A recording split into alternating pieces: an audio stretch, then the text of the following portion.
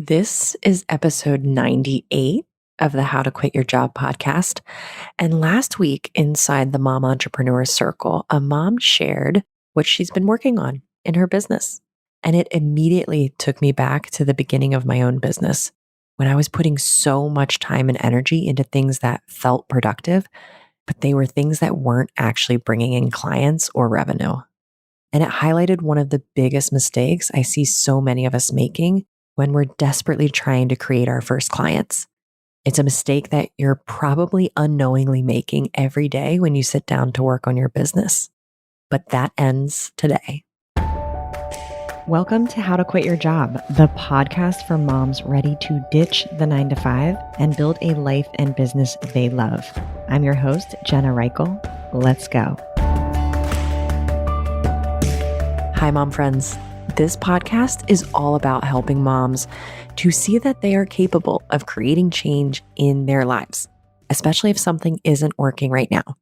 If you're feeling stuck or miserable or unhappy, I want to give you tools to make small shifts that will make a huge difference. It's called How to Quit Your Job because a lot of times the villain in our story can be our 9-to-5.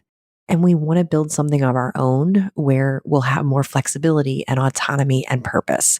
And I support all of those things.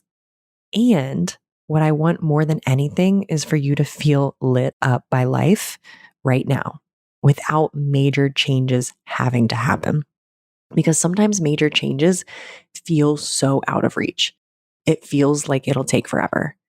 And I want you to know that you can feel differently. You can feel better. You can feel more like yourself with small shifts. And those small shifts end up becoming big shifts. There's a snowball effect at work.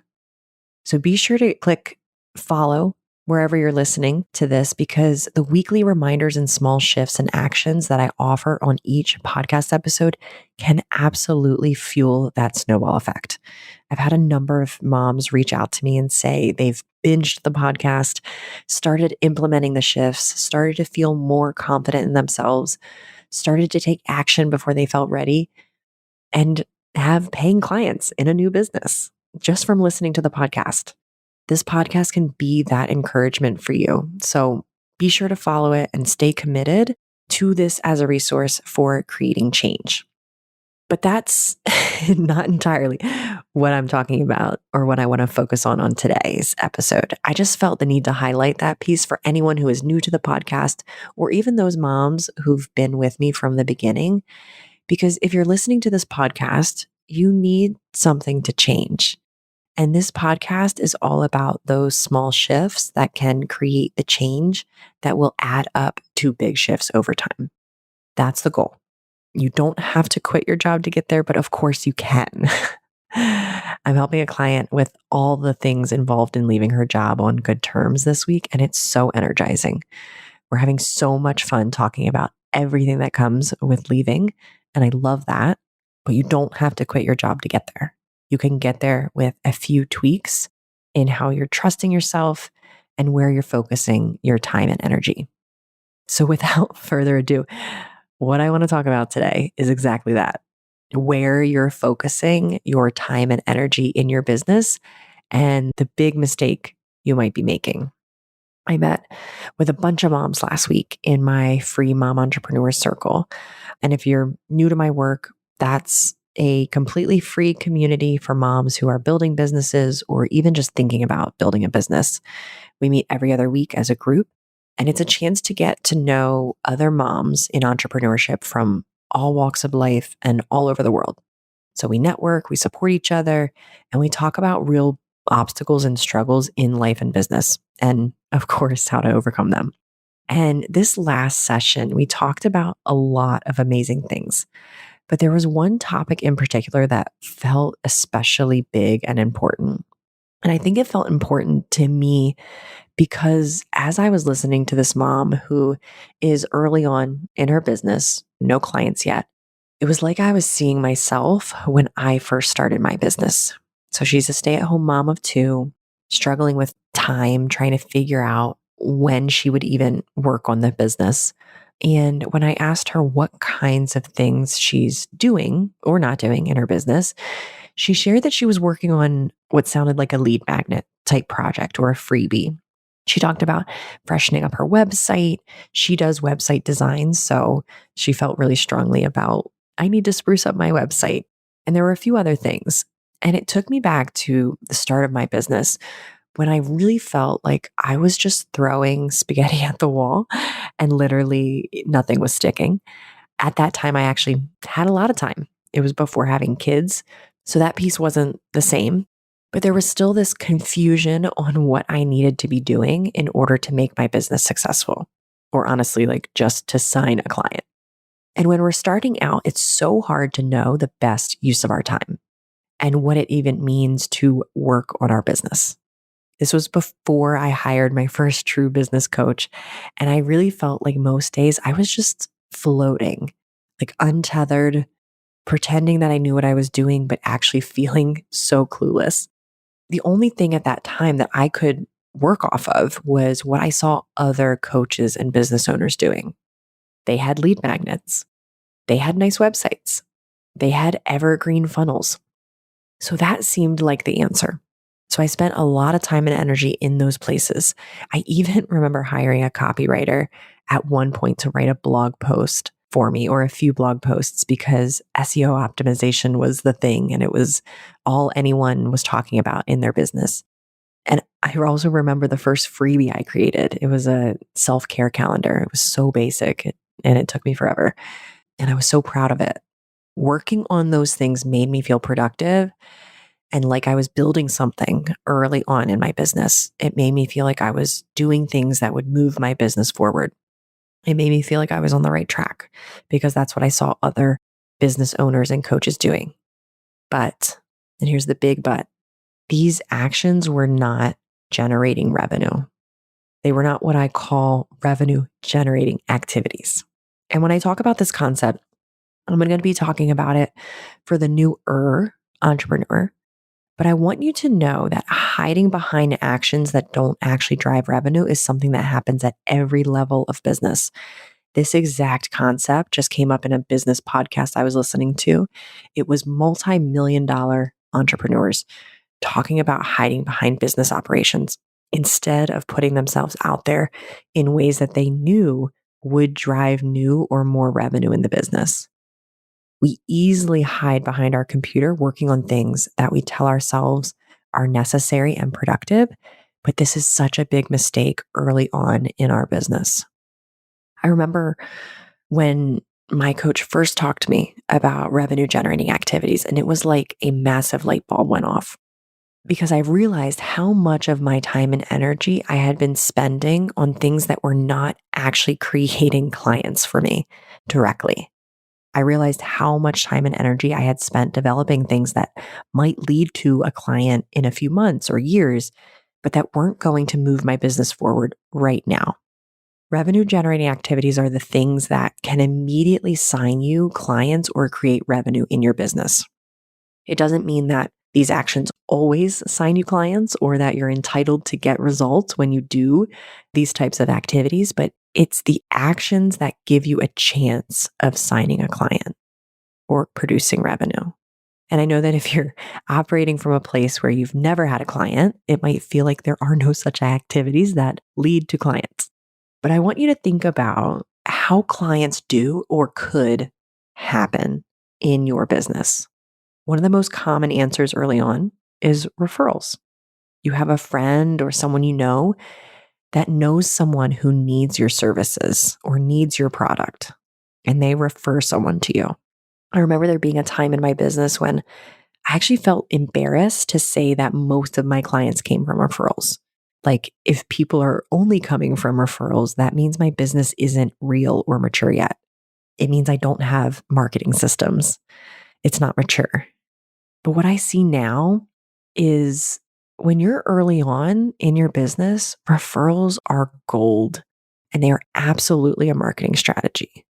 You can build complex marketing systems like funnels and invest time and money on building an email list, or you can just be really good at what you do and get referrals. But referrals can't happen if we aren't putting ourselves out there and talking about our business and our services and our products with people in our network or just real people out there in the world.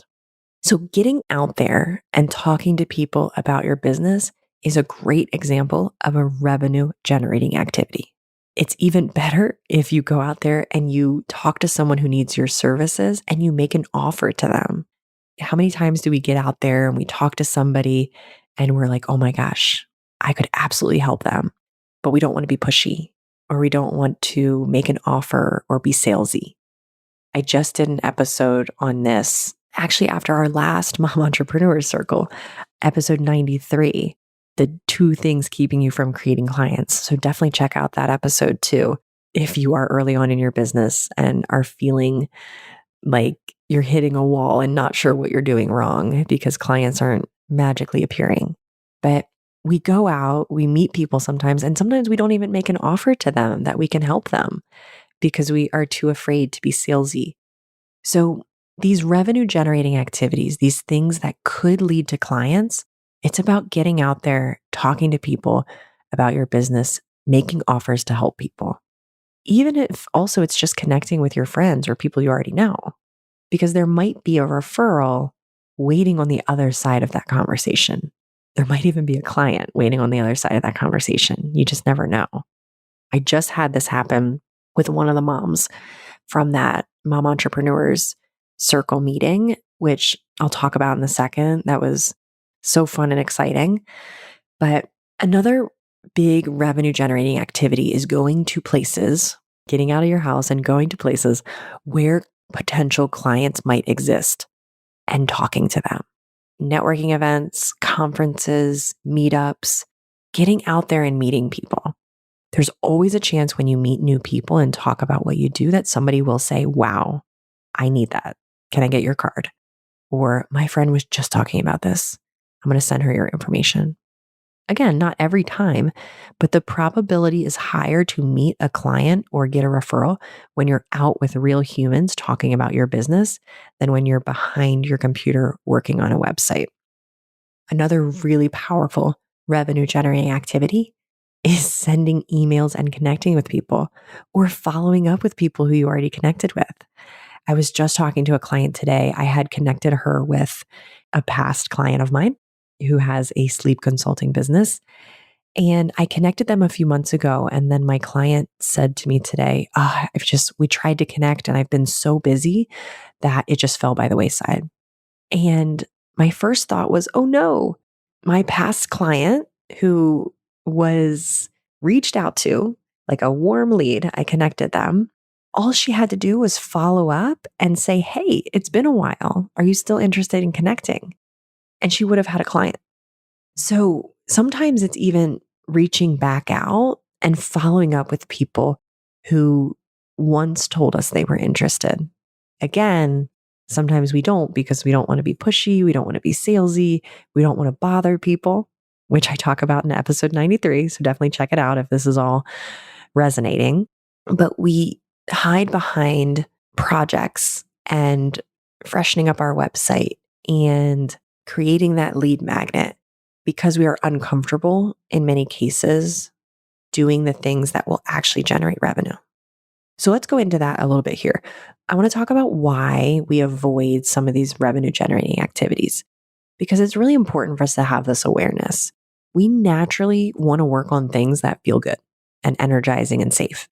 So when we're working on something like a lead magnet, take, for example, the self-care calendar that I had created many years ago, it feels productive. It feels creative. It feels like I'm a real business owner. I remember even like after I was done that calendar, I showed it to my husband and I was just so proud of it. I was like, look how cool this is. This is my lead magnet. So we feel really good when we're working on things like that. But going to a networking event, that feels uncomfortable. There's talk tracks like, what if I don't know what to say? What if people judge me? What if nothing comes from it? There's no guaranteed outcome. What if this is a waste of time? Like we go to these things, but there's no deliverable. There's nothing to like show for our time. Yeah, we could go out there and try and meet a certain number of people or get a certain number of cards or follow-up calls, but there's nothing really tangible that comes from them. And the worry about how other people will perceive us is there too, right? We're meeting new people. We are worried about their judgments. We want to be polished, not look silly in front of other people. And so there's this pull to also have everything figured out before we start showing up. This exact discomfort is something I hear about all the time. And it actually came up in last week's conversation in the circle when we talked about revenue generating activities. And I talked to this mom about putting herself out there and making offers. Her first thought was that she didn't feel ready to introduce herself and her business. When I suggested going to more spaces where she could actually meet people, her brain immediately went to, I need to go back and work on my introduction. I need to get clearer first. And I want to offer that clarity comes from doing, not by figuring it all out first. We figure it out while we're in motion, while we're out there talking to people. It's scary to show up messy and imperfect. We feel like we might drive potential clients away, but that's the only way to learn what people respond to and how to talk about what we do in a cleaner, clearer way. It's to practice, and it has to be messy first. I've heard this plenty of times. With one of my clients, though, I recommended that she start having conversations like I do with most of the people at the stage that they're in with their business, to start meeting with people about, she was going to start a marketing consulting business. And I wanted her to start meeting with people without knowing even exactly what type of marketing she was going to be doing, what the business would look like. I didn't care. I just wanted her to get out there and talk about it. And she went out there and she did something really brave that I probably wouldn't have even done at that stage of my business. She posted in a mom's Facebook group that she was thinking about starting a marketing consulting business. She did this before she felt ready or knew what she was talking about. She didn't have a polished offer. She didn't have really anything figured out. This was like one of our first sessions together. And she just said she was thinking about starting a marketing consulting business. She just put herself out there. And someone in that group raised their hand and commented back and said they had been looking for someone to help with their marketing, that they had felt completely lost. And it was like probably like a dog chasing a car, right? Like you think you want the opportunity and then it shows up and you're like, wait, now what do I do? But what I offered her was this, and this is on par with what I've been saying in this episode, is like, you don't have to be perfect. You can go into that conversation messy, be honest, be human, focus on the person in front of you and their problem. And when she was able to do that, a completely different side of her came out. She didn't need to be a polished business owner. She just needed to talk about something she knew really well, which was marketing. She didn't make it about her and what she knew or didn't know. She made it about the woman on the other side who had been banging her head against the wall looking for answers on marketing. And she was able to show up powerfully because of that, even before she officially had a business or even had an offer. And we can do this. We can get out there and be honest and messy and introduce ourselves as such. And I promise it will attract more people than it repels. You will not lose clients because you showed up messy at the beginning. The only way for you to give yourself a chance of signing clients is if you put yourself out there before you feel ready. You have permission to show up messy and human, especially in the beginning. You will learn more from taking those bold actions with real people than you will from building things behind a screen. So think about the things that put you in a position to sign clients right now, not a few months from now, not a few weeks from now, but what are the things you need to be doing right now? Who are the people you can be connecting with right now? What are the emails that you can be sending right now that will get you closer to your first or next client?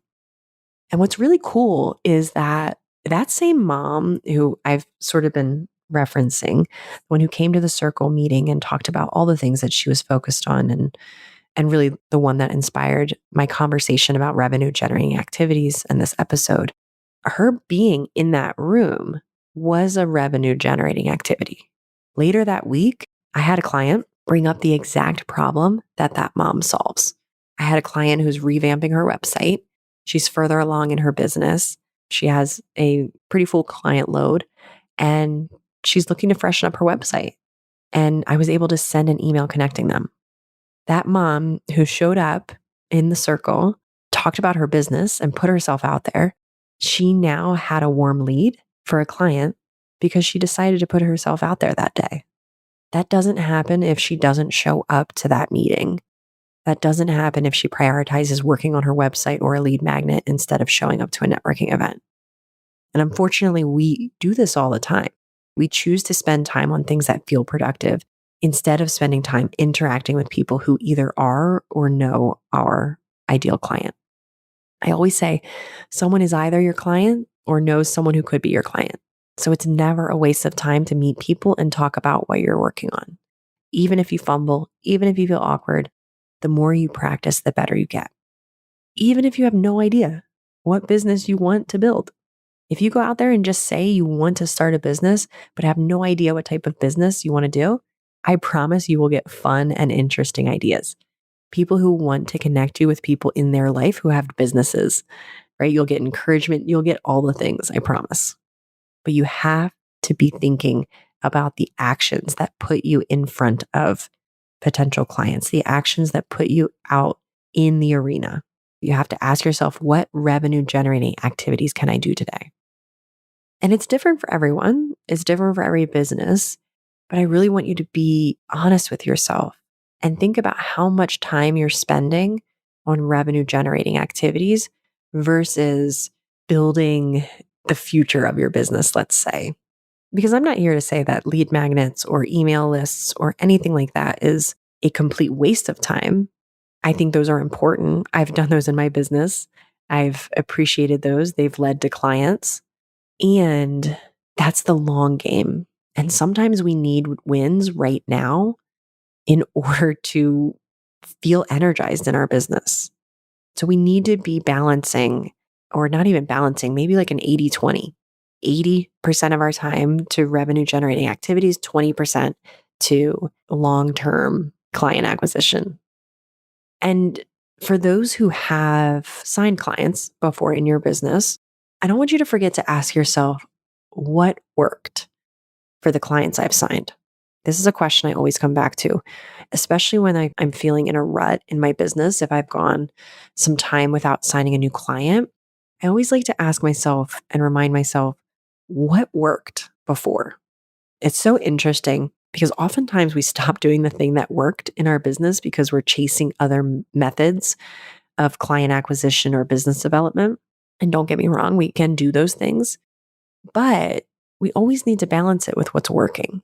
What are the revenue generating activities? What has generated revenue in my business in the past? We need to keep creating revenue while we build other marketing channels and other mature systems in our business. But building those mature systems is not where we start. You start by focusing on what will create clients right now, what will create revenue right now. You spend the majority of your time there. And as you get better in those spaces, as your client load fills up, as your revenue increases and you have more cash flow, that's when you spend more of your time and energy creating the more complex marketing systems.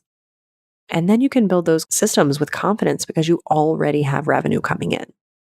So get out there, talk about your business, meet people, talk to them about what you do and who you help. If you're struggling to find a space to do that in that feels safe or at least less scary, join the Mom Entrepreneur Circle. This is exactly why I created the circle. So moms can have a place to show up messy and human. And so you don't have to do this alone. You are definitely meant to be in rooms where people know you, hear you, and can support you, where these opportunities happen naturally, like the one that just came out of our last gathering where I was able to send a mom in the room a referral. And if you're showing up to spaces and, if you're listening and you're like, well, Jenna, I'm going to things, I'm introducing myself, I'm doing everything that you're saying, and I'm still not signing clients, I want you to go back and I want you to think about levers that you can pull, things that you can do differently, ways that you can present yourself that really entice people and get them to thinking about hiring you. Okay, this is a quick digression, but so important because in not only that Mom Entrepreneur Circle that I keep mentioning, but also in my group coaching just this week, earlier, an hour before recording this, I had everybody go around and introduce themselves. And the first go round, everybody introduced themselves in a way that was sort of bland and where it was almost like no one's listening, right? And then later on, in both of these group settings, I sort of challenged people to talk a little bit more about what they do and who they help. And it was amazing that after they really went into detail about who they were, what they do, the results they create for people, so many light bulbs went off in the room. There were people that were like, oh, that's what you do. Okay, I might have somebody for you. I'm going to connect you with this person or this person.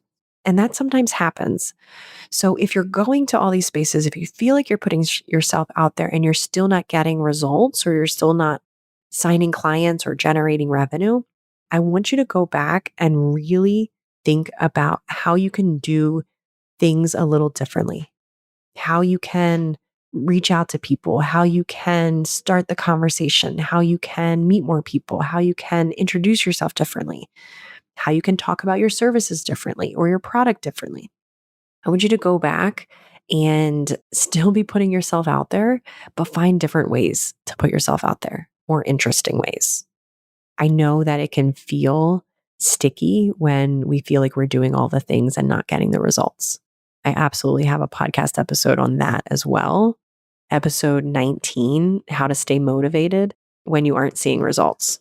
So absolutely check that episode out too, if you're in that bucket. And of course, if you've been feeling stuck or like you're doing all the things and nothing's working, maybe if you listen to this podcast episode, you soaked it in and you're still like, you're struggling to know what revenue generating activities are for you and your business, come join the Mom Entrepreneur Circle. Put yourself out there, ask questions, take advantage of the opportunity to get supported. I'll be there. It's super casual. You can ask questions about your business, things you're struggling with, and we will absolutely move you forward. You can join the circle by going to the show notes, jenna.coach/98. And you can also go directly to the sign up page, which is mom.jenna.coach/circle. So we're all here to support you. You never know where the first or next client is going to come from, but it's spaces like that that are going to lead to momentum. I can't wait to see you in the circle. If you're not ready for live interaction yet, I get it. Keep listening to this podcast for weekly support. Click the follow button so you have weekly reminders and encouragement to act before you feel ready. Okay, moms, I'm here to support you. I'll see you next week. Thanks for listening to this week's episode of How to Quit Your Job, a mom's guide to creating a life and business you love. If you want to learn more about how I can help you stop making excuses and start making moves, head on over to www.jenna.coach. I'll see you next week.